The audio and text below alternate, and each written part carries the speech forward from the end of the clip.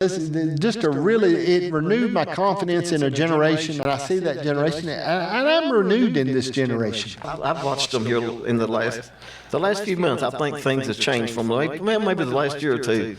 I mean, people counted them out and counted them off, and but they have come back. The younger generation's coming back. They've come back, and I think, I thank God for that. I'm so glad to look back and see them, to be able to come back and get back in a position to be able to be leaders like they should be, we need leaders like we need.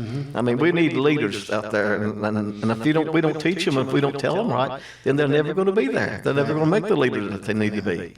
We were talking in the car, and I said, what I wish I had a trade school you could go to around here. I said, I'd pay for that. Yeah. If you could go to a vocational school just to take something, some type of carpentry or welding, or do something just to do those things along, because it's real interesting to work with. I said, if you could do some things like that, and it would, I think it would always help you. Oh, it would be. Because you want to be able to take care of yourself in a situation, to be able to take care of yourself. Things that you learn, like that, like if you learn a trade, I mean, they can't take it away from you, because you always have that in your, in your life, and that's what I've always said too. You learn, if we could just teach them a trade, maybe a couple of them, so they got something to fall back on. And what happens is they get out there and they just, like they go to school for to be a certain,